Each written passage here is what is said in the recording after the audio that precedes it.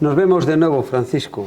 Hola, Para hacer aquí estamos. Esta segunda parte. Esta mañana vimos unas pinceladas de tu conversión, tus viajes, lo que has comentado en Málaga, de preparación en Inglaterra, pinceladas de cómo ha sido tu formación en el Señor. Muy interesante todo. Y ahora, en este libro que escribiste, 50 aniversario, Templo Cristiano, aquí hay algo que me llama la atención, bueno, muchas cosas, ¿no? Pero al inicio dices, yo quiero hoy contar a grandes rasgos también la historia de la Iglesia. Y aquí terminas diciendo, creo que tenemos una buena historia que contar.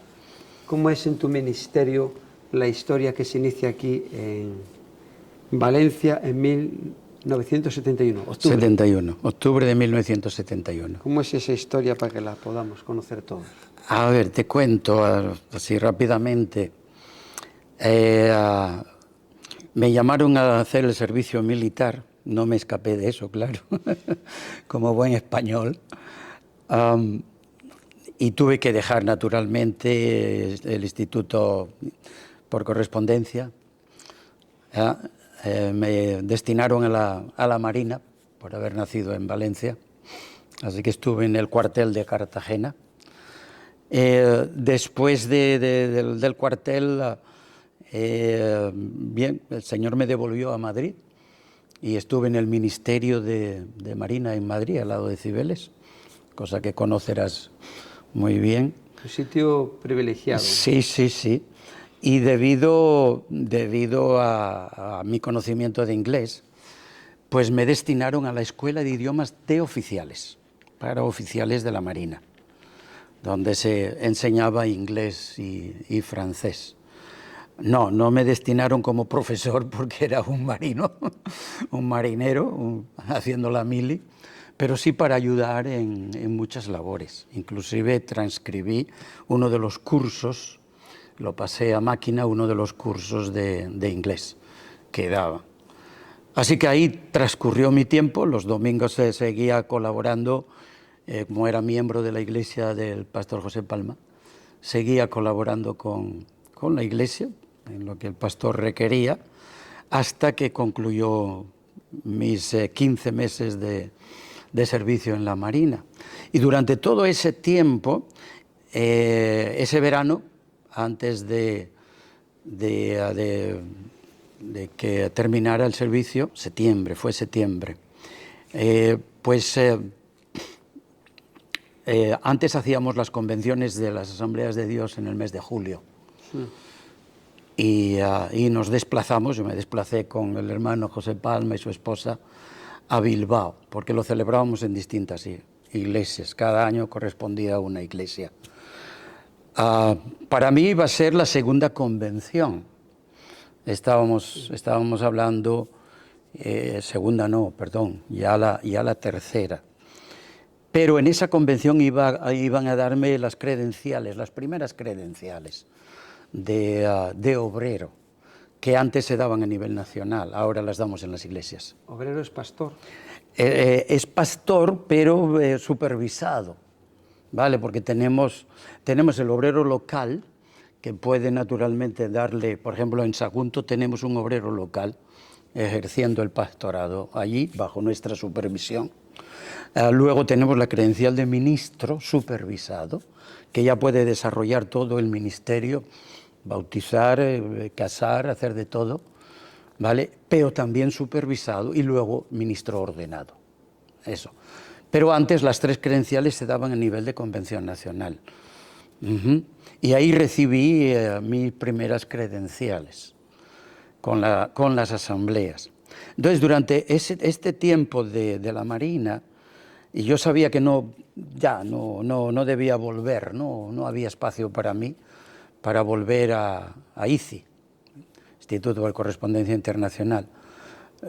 Y entonces comencé a orar y decirle, Señor, ¿dónde quieres que te sirva? Aunque yo había comenzado también a trabajar y a levantar una iglesia en la propia casa donde residíamos en Madrid, paralelamente con el trabajo de director en ICI. Y comenzamos a orar con mi esposa y yo, ella en Asturias primeramente, mientras yo hacía la mili con su padre, con sus padres, ella es hija única. Sí. Y yo en Madrid, claro. Y comenzamos a orar los dos y a buscar la voluntad de Dios. Y de pronto empieza a sonar en mi mente, pues, Valencia. Y era que esos misioneros que hablamos antes, americanos, sí, de Springfield, Missouri, querían marcharse. Y los pocos contactos que tenían querían dejarlos con un obrero nacional, con un español. Bien, pues es posible que fuera esa noticia que yo oí, no lo sé, pero es posible que fuera eso. Pero yo sentí que era Valencia nuestro destino para servir al Señor. Y entonces de pronto pues llega un obrero a Valencia con el misionero de Ronda, de la iglesia de Ronda, que fue una de las también primeras iglesias de asambleas en España. No las primera, quizás en segunda fase. Allí inclusive empezó el seminario en Ronda, el que hoy está en Córdoba. Y llegó ese misionero y entonces yo decía, pero Señor, ¿por qué en mi mente y en mi corazón sigue saliendo Valencia cuando ya hay alguien? No lo entendía. Entonces, bueno, fui para la convención poniéndole una prueba al Señor, como Gedeón, ¿sabes? Con esto tengo la experiencia de Gedeón, exactamente igual, ¿no? Y yo le dije, está bien, Señor, si de verdad tú quieres que mi esposa y yo vayamos a Valencia, pues algo tiene que pasar. Y que el misionero que va a estar en la convención, pues venga y sea él el que me diga, Francisco, yo también yo siento del Señor que sois vosotros los que tenéis que venir a Valencia. Aunque eso era porque ya había alguien. Sí. Ya había alguien. Pero esa es la prueba. Yo no iba a decirle nada. Tenía que ser él el que viniera a mí. O sea que imagínate cómo fue el asunto. Entonces llegamos a la convención, son 3 días de convención. El primer día el misionero pasa de mí, ni me saluda ni nada. El segundo día tampoco éramos mucha gente, ni mucho menos, ¿no? En esa época, sí. Pues seríamos, no sé, 12, 14, no éramos más. Estoy hablando del 71, y la asamblea se habían fundado y reconocido en el 1963, justo el año que yo me convertí y fui al Instituto Bíblico. Al tercer día, él vino a hablar conmigo, como yo le había dicho al Señor, y me dijo las mismas palabras que yo le había dicho al Señor. Y me dijo, Francisco, siento de parte de Dios que vosotros, esposa y tú, vengáis a Valencia. Entonces yo le hice la pregunta, ¿y qué pasa con el obrero? Se me ha olvidado el nombre ahora, que fue de Ronda. Y dice, no, que va. Él regresó ya y ni siquiera ni siquiera estaba solicitando credenciales, no estaba en la convención, era un obrero tan solo también. Él se fue y siento de parte de Dios que vosotros vengáis a Valencia. O sea que ahí se cumplió realmente de esa manera.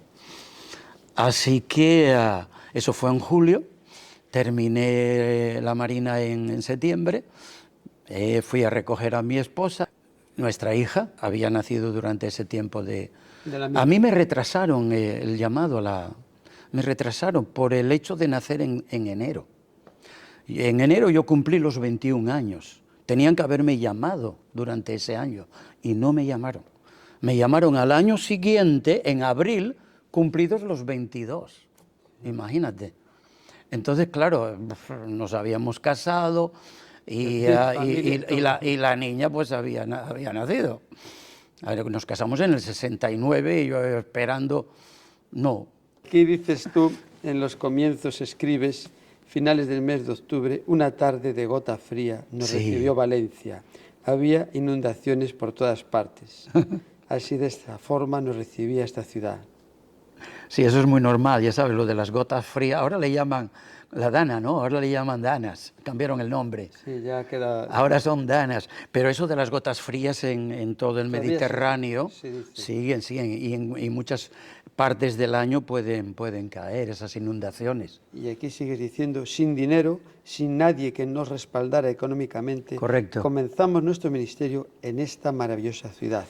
Así Lo fue. primero que hice, tras encontrar algún mueble usado y roto en la calle, recogerlo, arreglarlo, y así dispusimos de lo que os aseguramos era un humilde salón. Un humilde salón, sí. Entonces fue tan difícil cuando... Muy difícil. Muy difícil. A ver, mientras unos meses estuvo el misionero, él nos pasaba 700 pesetas de cada semana, que no nos llegaban a nada. Imagínate, 4 euros. Poco, que no nos llegaban a nada, ¿no?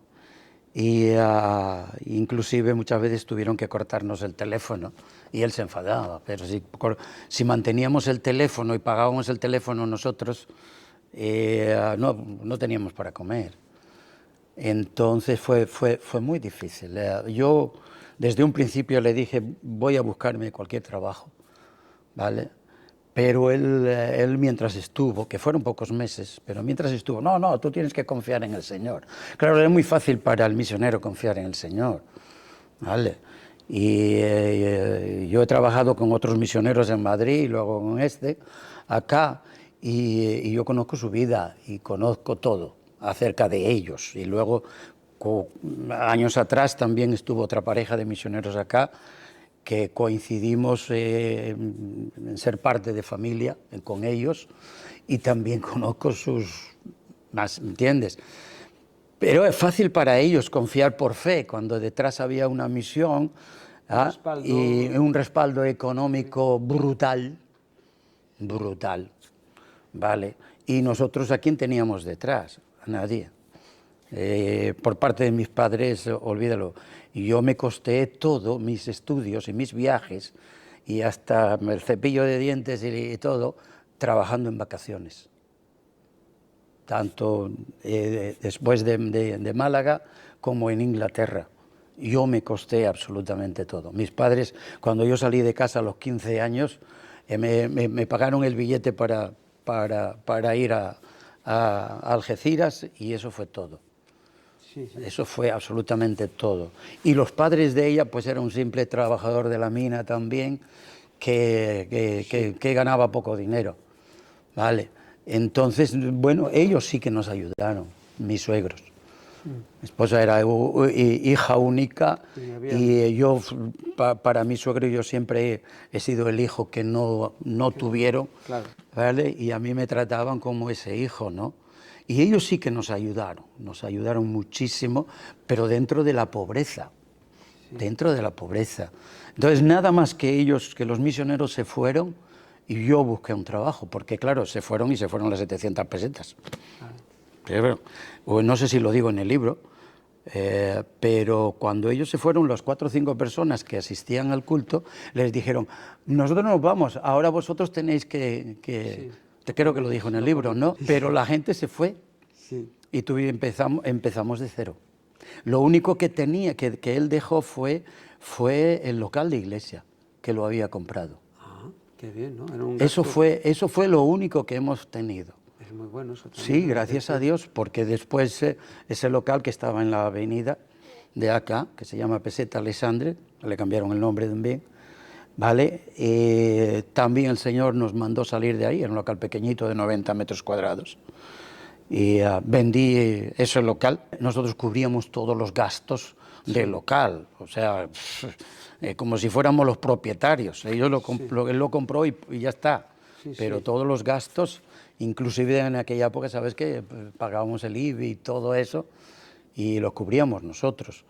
Entonces pedí las escrituras, los misioneros me dieron las escrituras y lo vendimos y compramos en la calle de abajo otro local. Es la calle de abajo de aquí, de esta. Paralela a esta. Paralela a esta, sí. Compramos un local ahí de 234 metros.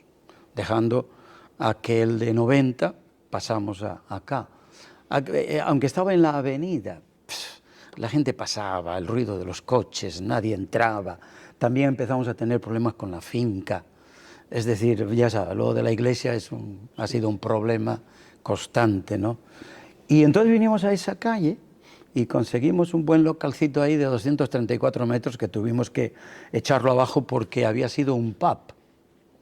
Además, un pub con mucho problema. Droga, juego, prostitución, de todo. Un día me tocó un año de reforma. Yo he estudiado para pastor, yo no he estudiado para albañil, para levantar paredes o poner ventanas o hacer pintar o cosas de esas. Pero claro, a ver, había espabilado. Sí. Y el Señor me abrió puertas y hice de todo. Y doy gracias a Dios porque me ayudaba a mantener a mi familia mientras levantaba la obra. La iglesia en Valencia y la iglesia en Silla.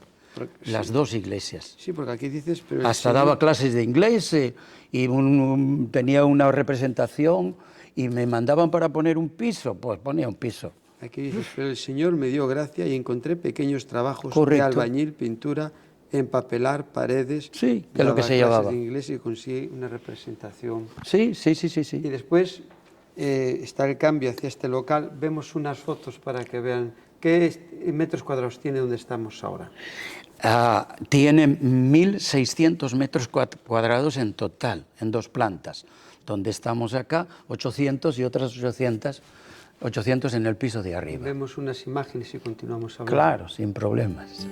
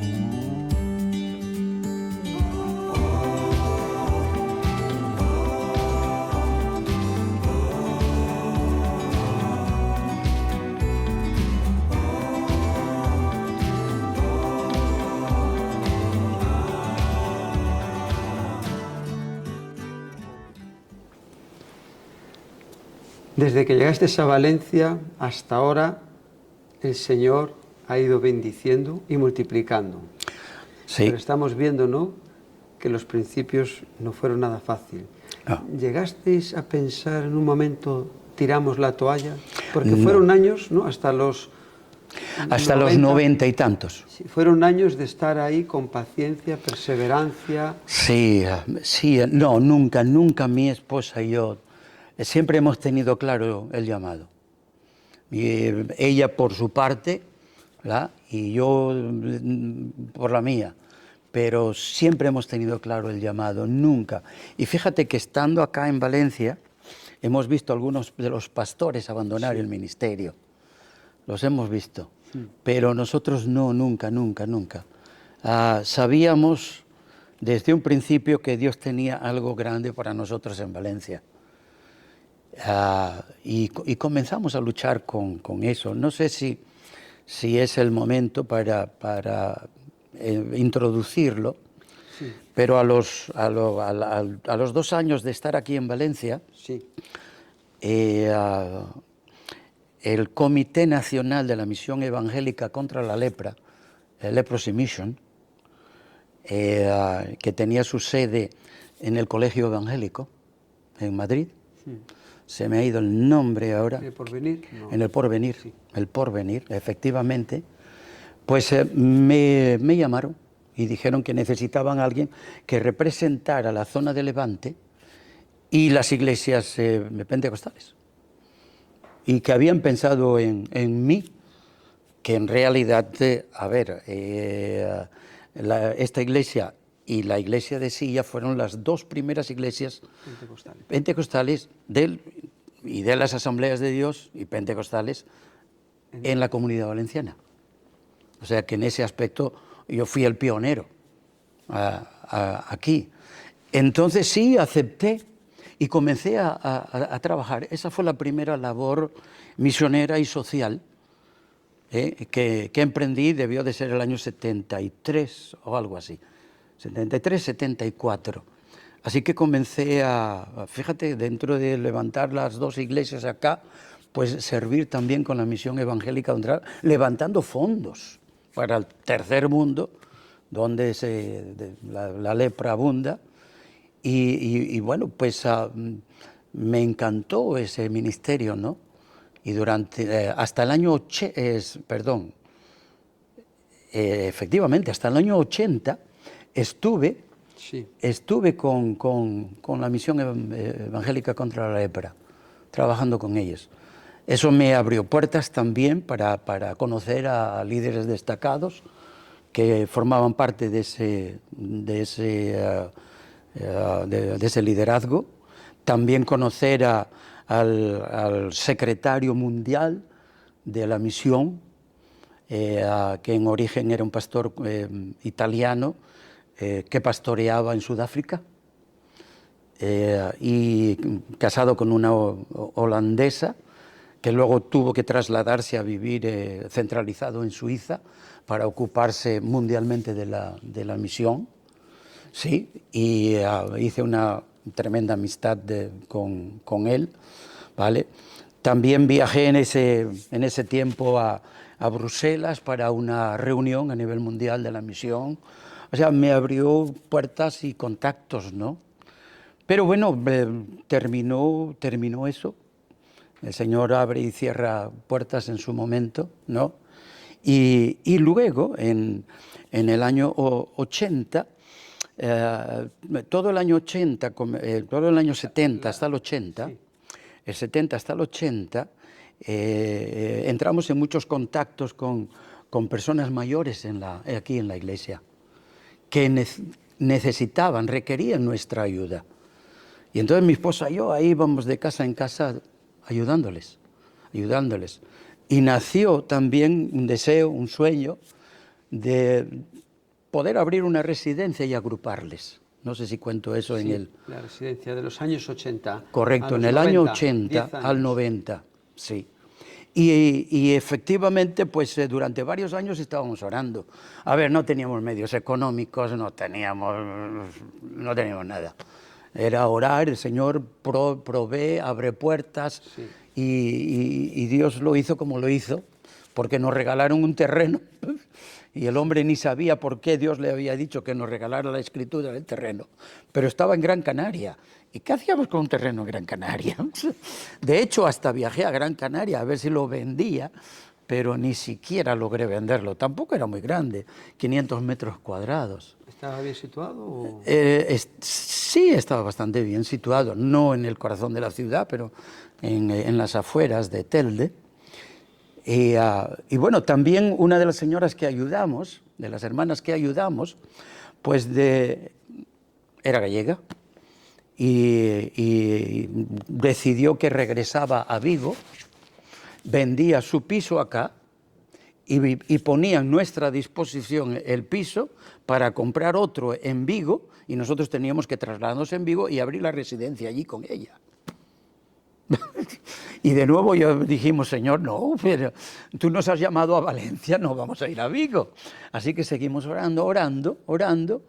Y bueno, sí, a través de una situación que seguro que cuento también ahí, de la vecina que vivía abajo, que su hija era una drogodependiente y se fue a suicidar en un piso que tenían en un pueblo aquí a las afueras de Valencia, Burjasot. Y cuando la madre me llamó para acompañarla a ver qué pasaba con su hija, y yo vi ese lugar, ¿verdad? Pero sentí de parte de él que, bueno, ese era un buen lugar para comenzar el hogar de ancianos. Y efectivamente la chica se recuperó, cosa que se había abierto el gas Ciudad, había tomado una caja de Valiums, y cuando la ingresaron en el hospital, que después de ya un familiar rompió la puerta y entró, que vivía arriba. Cuando nosotros fuimos al hospital, la madre y yo llevé a la madre, ella vio mi coche y entonces llamó a la casa, óyame, que por favor, y así que la ayudé con eso. Cuando llegamos al hospital, el médico dijo, no sabemos qué grado de daño tiene su cerebro por el gas, ¿vale? Y el Valium que se había tomado. Y dice, vamos a ver, si despierta, si va a quedar como un vegetal, sí que. Pero oramos, yo le dije a la madre, vamos a orar. Bueno, ella sabía que nosotros éramos pastores. Y claro, pues oramos, y yo le dije, vamos a orar y Dios hará la obra. Despertó y estaba perfectamente la chica. La madre me pidió ayuda y yo le dije, tenemos bueno, no nosotros, pero hay un centro de rehabilitación en Torremolinos. No sé si habéis oído hablar de Daniel Del Vecchio. Sí. Él fue el primero que abrió un centro de rehabilitación en España, fíjate. Yo le conocí cuando estaba en Málaga. Cuando estaba estudiando le conocí, que fue cuando él llegó. Y le dije, tenemos un centro allí. Dice, lo que sea, como que tenga que vender la casa esta de Burjas o lo que sea. Y yo, no, si es gratis. Y le dijimos a la chica y ella se negó, no quiero ir. Pero al día siguiente decidió de ir, pero la idea, confesó después, era para escapar de la madre. Ella quería vivir su vida y no había sido la primera vez que había intentado suicidarse. Y entonces quería escapar e intentarlo de nuevo. Cuando llegó a Torremolinos estaban en una campaña evangelística y a la segunda noche de estar allí ella se entregó al Señor. Sí, a veces son las cosas que no entendemos. Y entonces, claro, y suceden. Entonces yo hablé con la madre y le dije, óyame, mira, nosotros estamos orando por un lugar para abrir una residencia, un hogar para ancianos. Luego le puse el Hogar Alegría, eso también tiene un porqué. Sí. Vale, ¿Por qué? Contrarrestando mi apellido Pena. Sí. Porque fue el pastor José Ortega quien me dijo, a ti mejor te llamarían Pastor Alegría o Hermano Alegría, no nada de Pastor Pena. Así que yo se lo dije a la madre y ella me dijo, bueno, pertenece en herencia a mi hijo, pero le voy a hablar con él, a ver. Habló con el hijo y el hijo le dijo, sí, lo pueden usar y gratis durante un año. Porque al año yo me voy a casar y quiero reformarlo y vivir ahí. Y ahí abrimos la residencia. Ahí tuvimos a nuestros primeros 8 ancianos. Y ya nos quedaba eso pequeño y empecé a buscar y entonces encontramos dónde vivimos, en la zona donde vivimos, en la zona de Elvedá de Torrente, que ya digo que está a 20 kilómetros de acá. Pues ahí encontré 3 apartamentos que alquilé, pequeños apartamentos, y ahí seguimos aumentando hasta que ya no cogíamos de la demanda que había.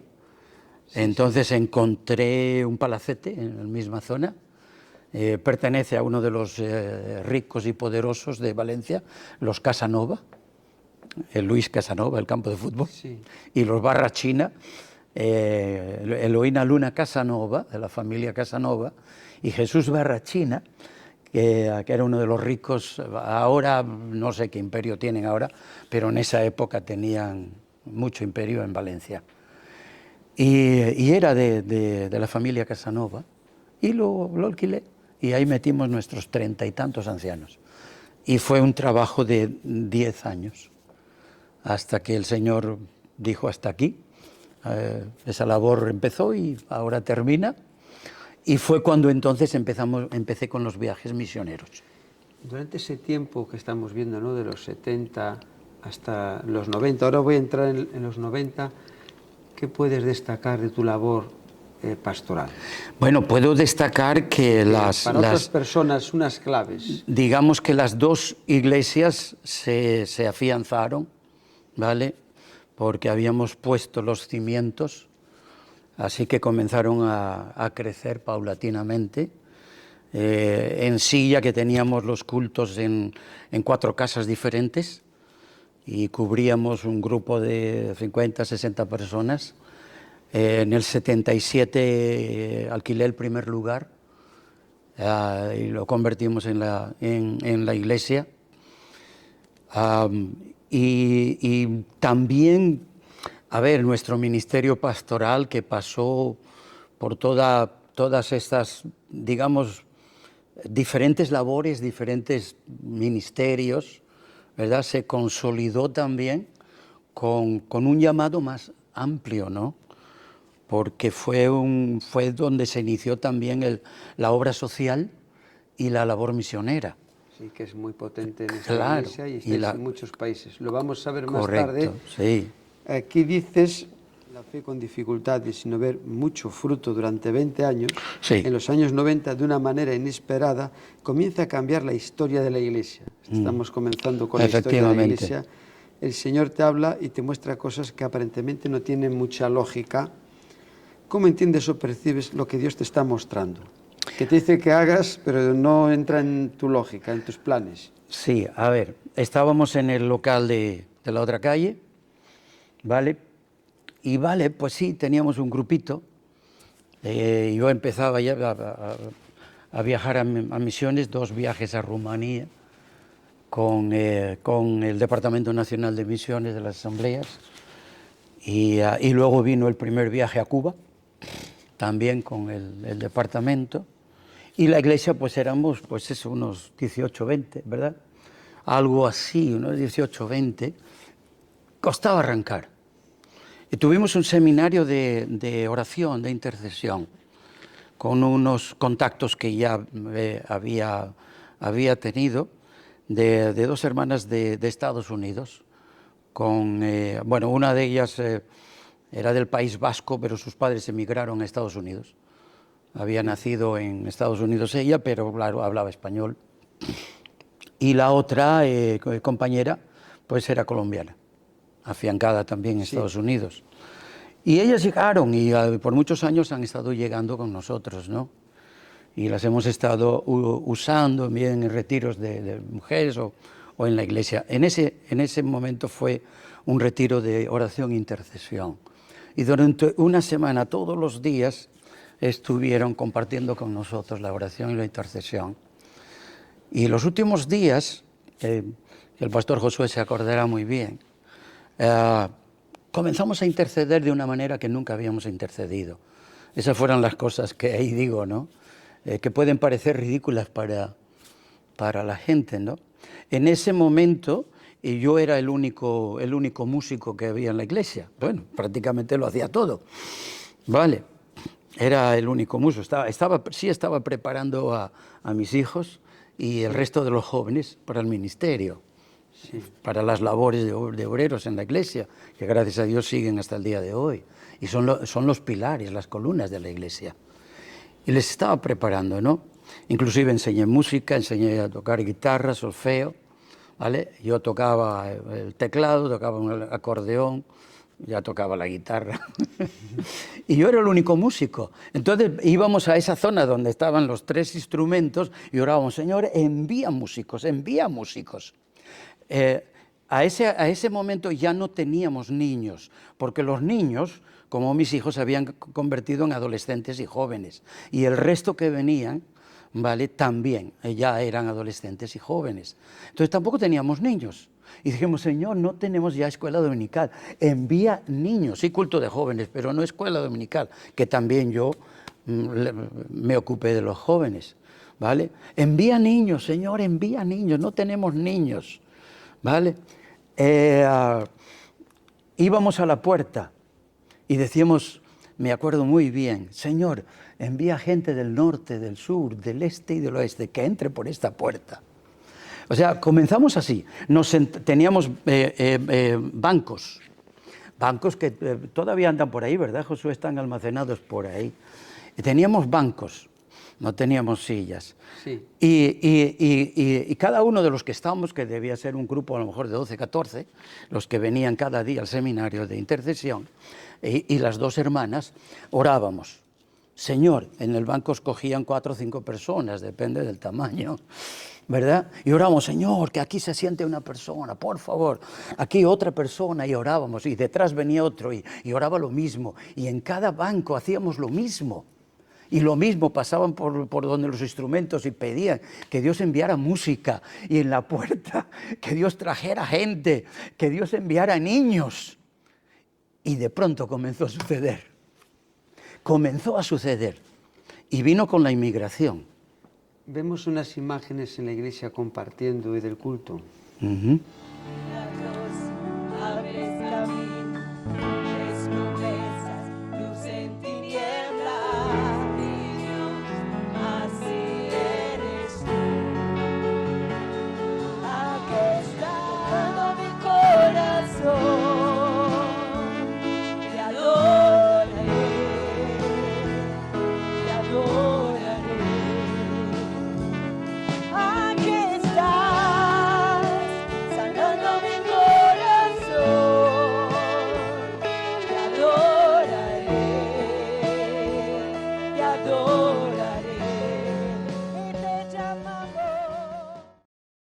Mira, la palabra habla de Job. Y Dios tuvo mucho que decirle al enemigo, al diablo, acerca de Job. ¿Te has fijado en Job, mi siervo? Wow, míralo, es justo esto, lo otro. Pero nunca usó con él la expresión, mira, Job está caminando conmigo. Nunca Dios hizo esa expresión latente de nuevo. No. Ni de ningún otro. Y hay muchos hombres en la Biblia, el patriarca Abraham, que seguro que caminó con Dios, pero no se habla de él de esa manera. No. Así que es una expresión única para un hombre que tenía que haber sido, que es único. Yo pienso que es único en su especie. Porque de ningún otro en toda la Escritura, y mira si hay varones y mujeres en la Escritura, de ningún otro se dice que caminó con Dios. Y no solo una vez, se dice 2 veces. Caminó con Dios. Hermanos, ¿qué es caminar con Dios? ¿Qué es? Esa sería la pregunta. ¿Qué es caminar con Dios? Naturalmente es estar de acuerdo con Él. ¿Qué es lo que dice el profeta Amós? Es estar de acuerdo con Dios. Y muchas veces somos tan duros de servir, tan orgullosos, que le discutimos a Dios y le discutimos su palabra. Y queremos tener nuestra propia visión de la palabra de Dios, de la Escritura, de sus mandamientos. Queremos interpretarlos a nuestro gusto y manera. Y de acuerdo a los tiempos. Es que los tiempos han cambiado. Sí, ya sabemos que los tiempos cambian. Pero la palabra de Dios permanece para siempre. ¿Acaso no lo dice ella misma? Así como dice también que el que hace la voluntad de Dios también permanece para siempre. El que esté de acuerdo con Dios. Por consiguiente, el que camina con Dios. Ese también permanece para siempre. Pero nosotros somos tan duros, tan orgullosos, que queremos tener nuestra propia interpretación aún de su palabra, de sus normas, de sus leyes, de sus mandamientos. Y queremos vivir nuestras propias vidas a nuestra manera y nos justificamos y nos parece que está bien. No, no está bien. Y Enoc es un ejemplo claro. Para que la Biblia diga que caminó con Dios 300 años. No 3 días. No 30 días, no 30 meses, no 30 años, 300. Entonces es porque es un hombre único en su especie. ¿Qué es caminar con Dios? Es estar de acuerdo con Él. Y aunque a veces nos cueste, es decirle sí, amén. Cuando nos manda que hagamos algo, que creamos, que vayamos, que le demos, que le otorguemos, que le sirvamos. Es decir, sí, amén. Eso es estar de acuerdo con Dios. Ahí está el milagro, ¿no? Que Sí, esperabais tanto. Escúchame, comenzó a suceder y en un momento la membresía comenzó a subir, y nos metimos finales de los 90 con 100 y pico personas y ya no cogíamos en ese local, ya estábamos bien apretados. Y fue entonces en el 2001 cuando el Señor de nuevo me motivó y me dice, sal y busca un lugar grande. Y comencé a patear la ciudad. No muy lejos busqué 2, 3 barrios en estas zonas, que es de donde venía nuestra gente, ¿no? Los pocos que teníamos de principio. Luego los que fueron llegando ya eran de otras partes de la ciudad. Inclusive ahora tenemos gente de los pueblos alrededor, ¿no? Y de todas zonas. Las claves en tu ministerio, oración, sí, perseverancia. Ha sido así. Moverse en la fe. Y sigue siendo así, ¿no? Confiando en el Señor. Sigue siendo así. Te pasó una cosa muy curiosa en los años 90, ¿no? A ver, sí. Bueno, a lo mejor sabes más que yo. Te invitan a campañas en México. Muchas personas se convierten y se sanan. Pero en España no se ven resultados como te acontecen en otros países. Sí.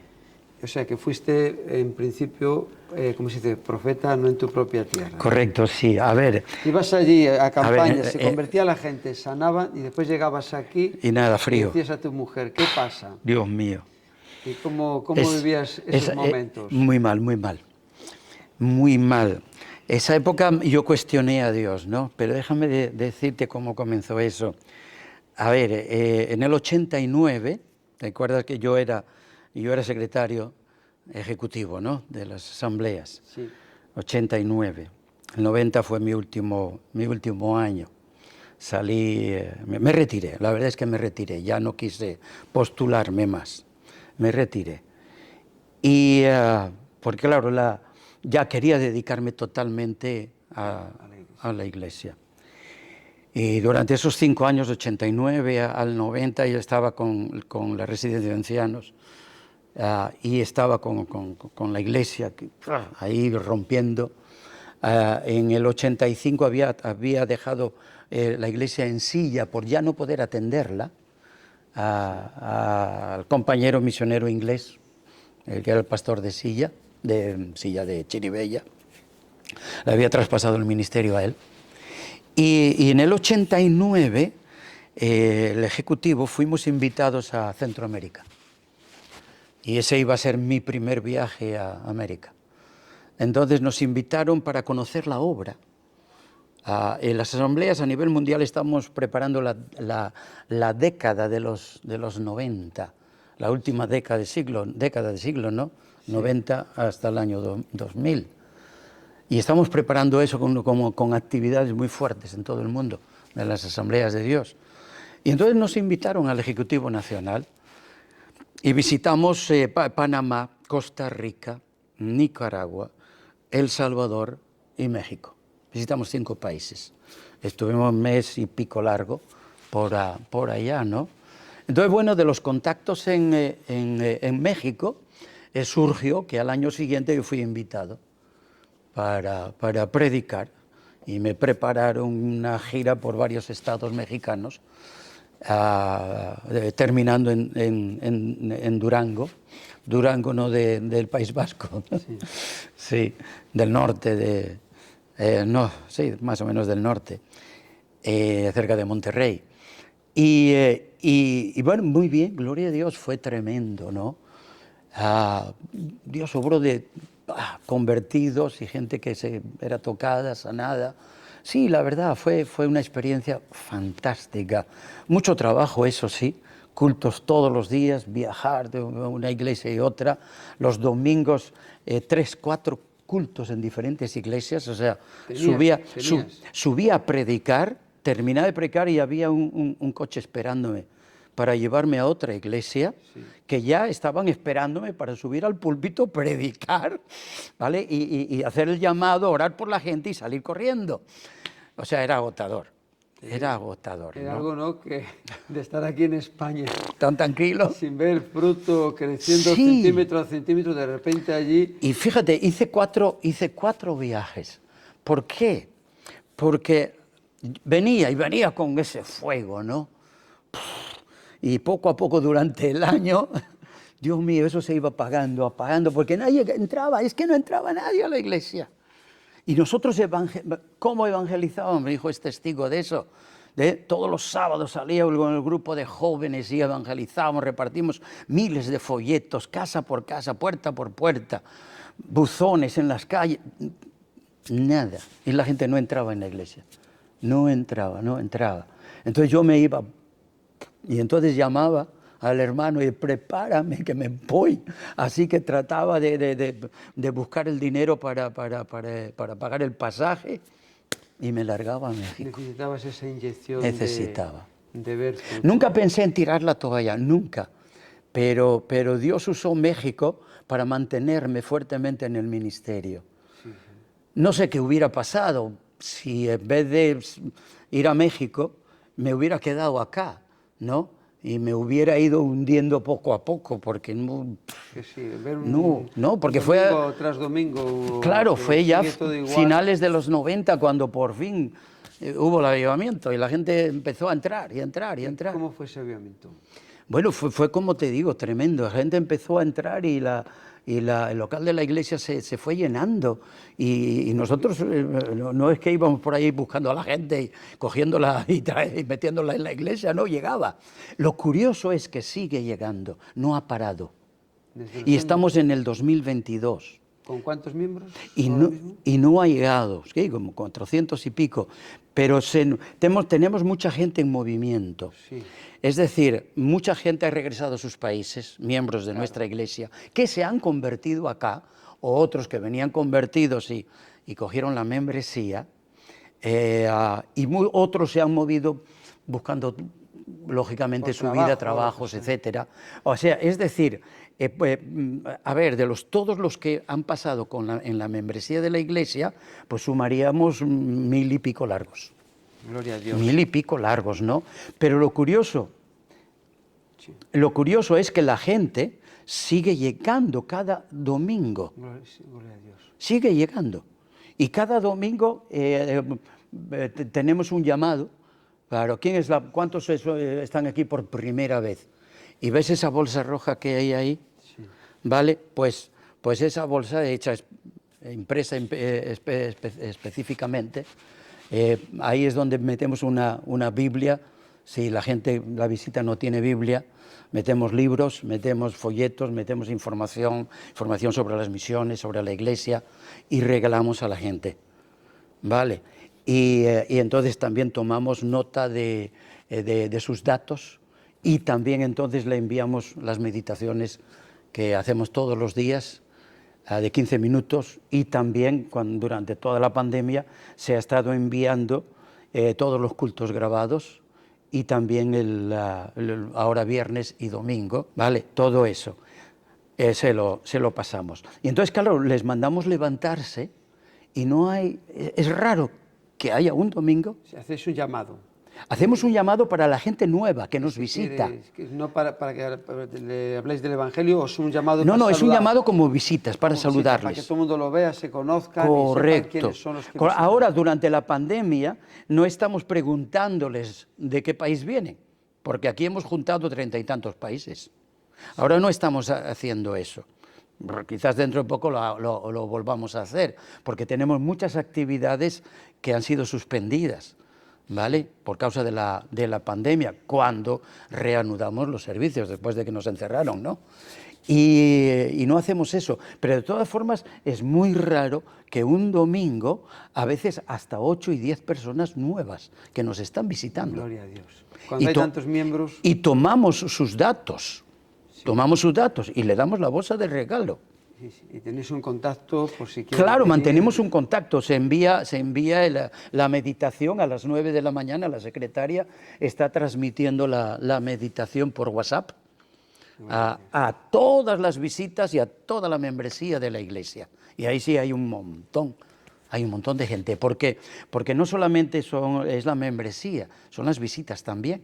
El número de visitas de los contactos es mucho más amplio que la propia membresía. Has comentado de la escuela de liderazgo. ¿Qué nombre tiene? Escuela de líderes. De líderes. A ver, es un instituto bíblico. Aquí, en esta iglesia. En esta iglesia. ¿Vienen ¿Y de otras iglesias o de esta iglesia solo? Netamente para la iglesia. Sí. Y ahora mismo tenemos 40 y algo estudiando. Y hay unas claves o lo que más enseñáis. Sí, ahí, a ver... puede ser así llamativo para todos aquellos que están o quieren estar involucrados en el liderazgo, a tener en cuenta. A ver, como digo, es un instituto bíblico. Yo estuve en 2, entonces, como digo, soy un ratón después de 5 años, ¿vale?, de instituto y seminario. Como estábamos enseñando tanto, a todos los niveles, el Señor me dijo, si quieres que tu iglesia crezca, tienes que preparar obreros. ¡Wow! Sí, había preparado a mis hijos, a los jóvenes, a los 4 o 5 jóvenes de la que había más, que aparte de mis 3 hijos en la iglesia, pero todavía no, yo no había empezado con eso. Y fíjate que yo vengo, como te dije, de un pastor que levantó muchos obreros. Entonces, siento de parte de Dios eso. Y vengo, recojo mis manuales, mis estudios del Instituto Bíblico en Málaga, en español, del seminario en Inglaterra en inglés, y pongo todo eso sobre mi mesa y digo, Señor, necesito sacar 30 y tantas materias, y comienzo a trabajar. Y me pongo en el ordenador y pam, y preparo 30 y tantas materias. Ya no me acuerdo las semanas meses que estuve trabajando, ¿no? Cuando completé todas esas materias y se imprimieron por cada materia en un volumen, ¿vale? Luego os mostramos cómo es, ¿vale? Pues entonces me subí al púlpito y le dije a la iglesia, voy a comenzar una escuela de líderes, que es como un instituto bíblico, ¿vale? Y vamos a comenzar a estudiar los domingos a la tarde, de 4 a 7. Y así comenzamos, y así seguimos, de 4 a 7. Las materias así que tú ves que todas son todas de instituto bíblico. Por ejemplo, la biografía de la vida de Jesús en los 4 evangelios. Eso es una materia que me encanta y que no paso. Yo fui el primer profesor y el único, no había más nadie. Fueron 15 los que se apuntaron. Y se graduaron 12. Luego podéis ver la foto de los 12 que se graduaron. Ahí hay pastores sirviendo al Señor y hay obreros, líderes sirviendo al Señor. Gloria a Dios. De esos 12. Esa primera graduación, ¿vale? Entonces son las materias normales, doctrina, teología, ¿vale? Misiones. Porque, a ver, yo trabajo mucho con las misiones. Como es un llamado, pues también quiero que sobre todo los líderes, toda la iglesia está involucrada, porque todo lo que hacemos, esta es una iglesia misionera, ¿vale? Y hacemos muchas cosas para levantar fondos para las misiones, ¿vale? Y todo el mundo está involucrado. ¿Cómo ves el futuro de la obra de Dios en vuestra iglesia, en España, con todas las cosas que están aconteciendo, con la pandemia del COVID y la guerra de la invasión de Rusia en Ucrania? A ver, ¿cómo veo el futuro? Yo sigo viendo una iglesia en crecimiento a pesar de las dificultades. También de la clase de membresía que nosotros tenemos, aunque muchos inmigrantes se han instalado y se quedarán y formarán parte de la sociedad española porque sus hijos o han nacido aquí o ya no les sacas de aquí, ¿ya? Entonces se quedarán. A ver, sí tengo un dolor en mi corazón y esa sí es la verdad. Y es que la mínima parte de la membresía son españoles, ¿vale? No hablo de muchos emigrantes que ya tienen la nacionalidad y pasaporte español. No hablo de españoles. Sí. Y los españoles sigue siendo un problema en el sentido de que no es fácil llegar a ellos. No importa la trayectoria de la dictadura, ni la democracia, ni todo lo que hemos pasado con las crisis y ahora la pandemia, no ha habido un acercamiento a Dios. Yo sé, porque yo lo he sentido conjuntamente con muchos otros pastores del país, que pensábamos que la pandemia, ¿verdad?, del virus, iba a acercar a la gente a buscar a Dios, como sucede en Latinoamérica, que es donde más yo puedo hablar, aunque he visitado casi 40 países del mundo, ¿no? Pero Latinoamérica a mí me ha impresionado, desde Chile, Argentina, hasta México. He estado en Estados Unidos y he estado en Canadá también, pero hablo de los países latinos, ¿no? A ver, allí es fácil levantar una iglesia, es fácil levantar la obra, campañas evangelísticas masivas, la gente acude con mucha libertad. Aquí Cuesta no. todo más. Aquí cuesta España siempre muchísimo. es duro, pero no más de lo que Dios puede hacer.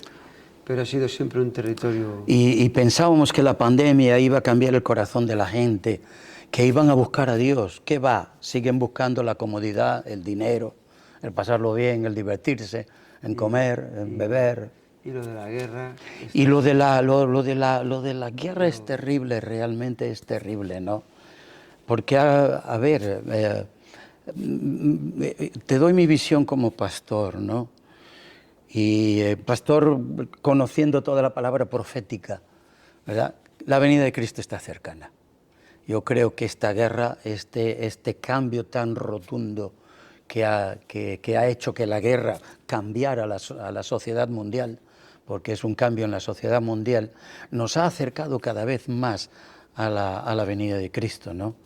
He tenido el privilegio de estar 3 veces en Israel, ¿vale? Y lógicamente seguir la trayectoria del pueblo judío. Eso es lo que me ha dado más luz para pensar que la venida de Cristo está más cercana aún.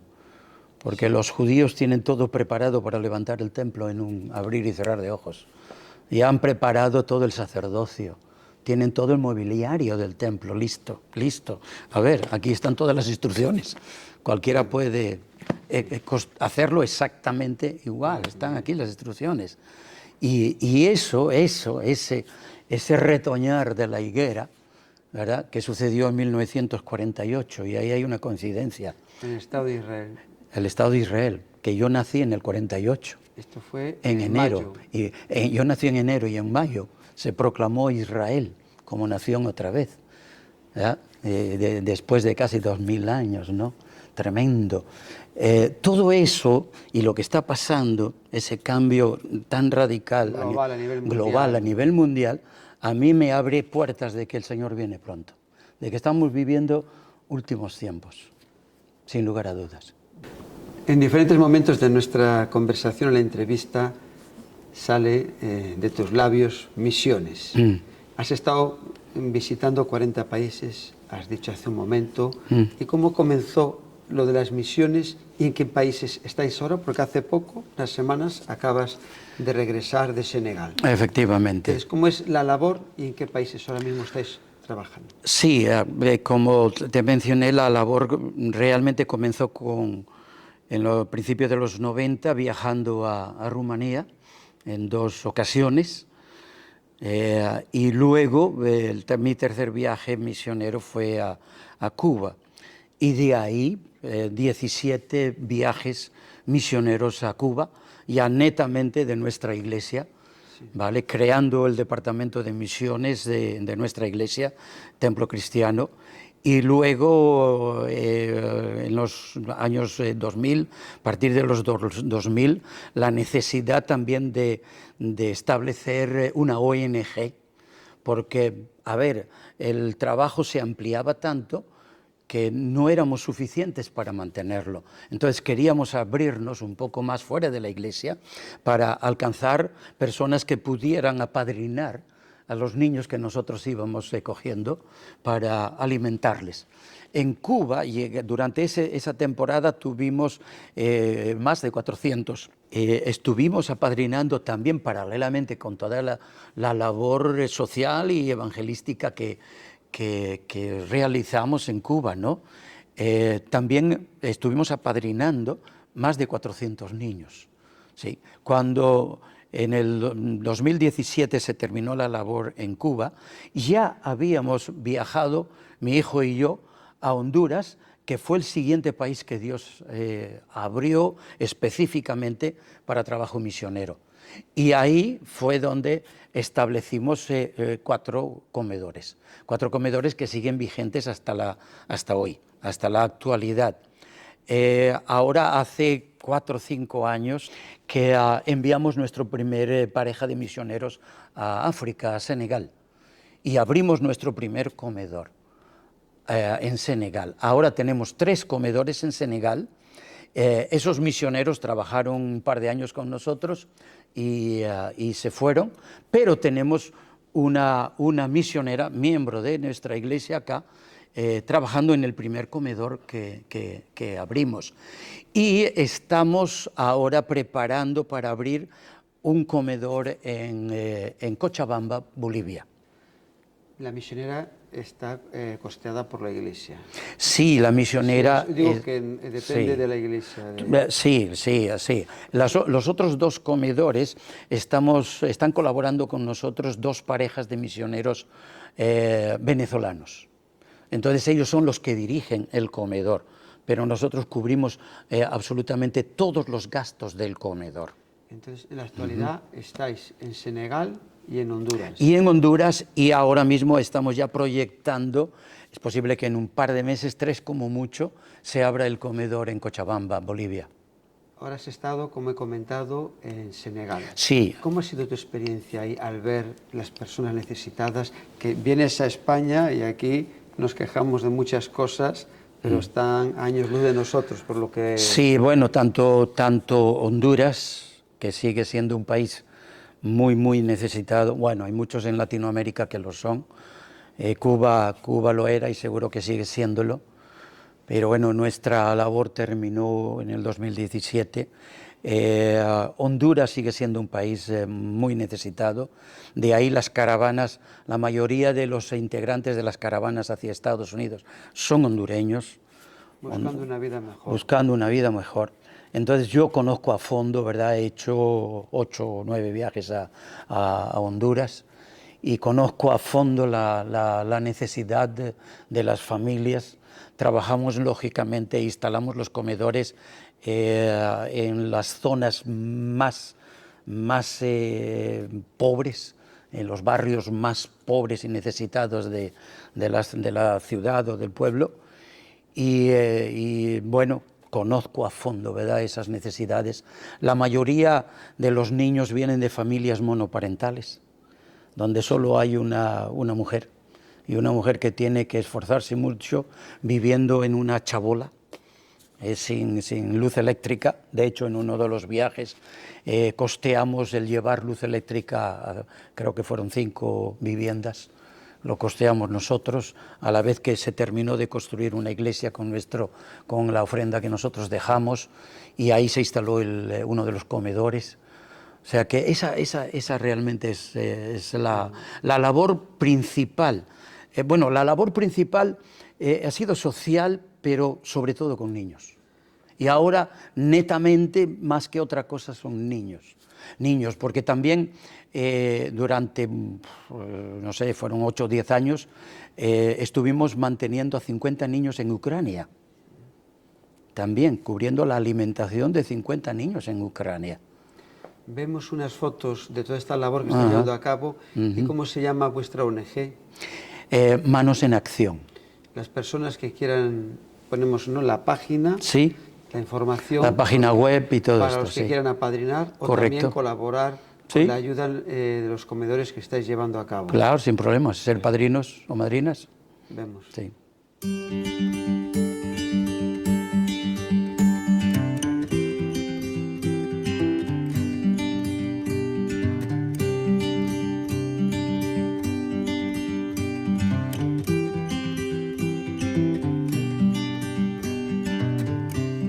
Muchas gracias. Mira, tengo el privilegio de presentaros a don Francisco Pena. Pasa, Mr. Paco. Mira, todos aquí sabemos que hay un montón de ONGs hoy en día en las asambleas de Dios. Podríamos levantar la mano y aquí hay mucha obra social. Pero Francisco Pena fue uno de los primeros en abrir obra social en las asambleas de Dios, Hogar Alegría. Francisco, cuéntanos un poco de cómo fue el inicio y cómo impactó tu ciudad. Bueno, Dios les bendiga. Es un gozo estar aquí. La verdad es que antes de empezar a contar esa historia que sucedió entre 1980 y 1990, quiero decirles que yo me convertí cuando tenía 15 años en el norte de España y a los 3 meses Dios me llamó al ministerio. Y eso sucedió en 1963. Así que yo también estoy cumpliendo 60 años. Ahora soy un poco más viejo que Miguel Pujol. Yo sí ya he cumplido 75. Pero de verdad ha sido un privilegio servir al Señor durante estos años. Permítanme decirles que creo firmemente que el ministerio, porque sigo sirviendo al Señor, no me dejan jubilarme. Que yo creo que el ministerio es como el matrimonio, hasta que la muerte nos separe. Y siempre pienso que mientras el Señor me dé capacidad mental y mi cuerpo también siga en condiciones, seguiré sirviendo al Señor. Amén. Hasta que Él venga o Él me llame. Y ahora sí, volvamos a la labor social. Cuando nosotros, mi esposa y yo, fuimos llamados a abrir iglesias en la Comunidad Valenciana, donde estáis, en la ciudad de Valencia, en 1971, al poco tiempo fui requerido por el Comité Nacional de la Misión Evangélica contra la Lepra, Leprosy Mission. Y en realidad esa fue la primera labor social que realicé hasta el año 80. Fue en el año 80 cuando, comenzando la iglesia, muchos ancianos comenzaron a llegar a la iglesia que necesitaban ayuda. Y eran tiempos difíciles, no tenían economía para sobrevivir y muchas de las familias ya no querían atenderles, como está sucediendo en la actualidad, ¿verdad? Que las familias no quieren atender a sus ancianos y están buscando residencias o medios para atenderles. Y nosotros, mi esposa y yo, íbamos de casa en casa, de hogar en hogar, ayudándoles, socorriéndoles.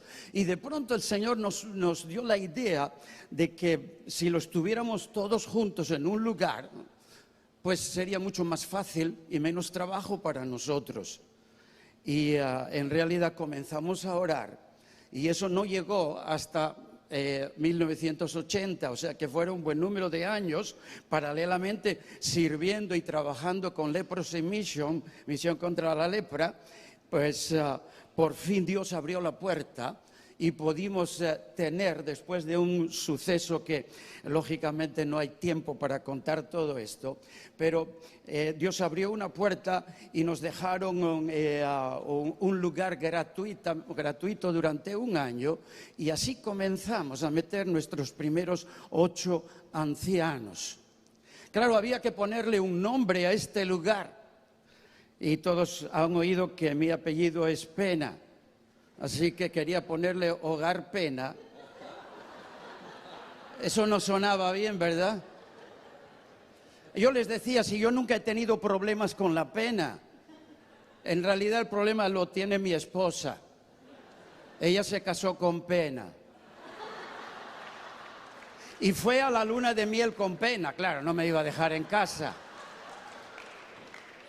Y cuando regresamos de la luna de miel también regresó con pena. ¿Hay alguna aquí mujer que regresó con pena de la luna de miel? Mi esposa sí. Bueno, ¿Cuántos creen que es una bendición tremenda lo que el hermano Francisco Pena nos ha compartido? Más de 300 ancianos cuidamos. ¡Gloria a Dios! Aleluya. ¡Gloria a Dios! Un fuerte aplauso. Gracias, gracias, gracias.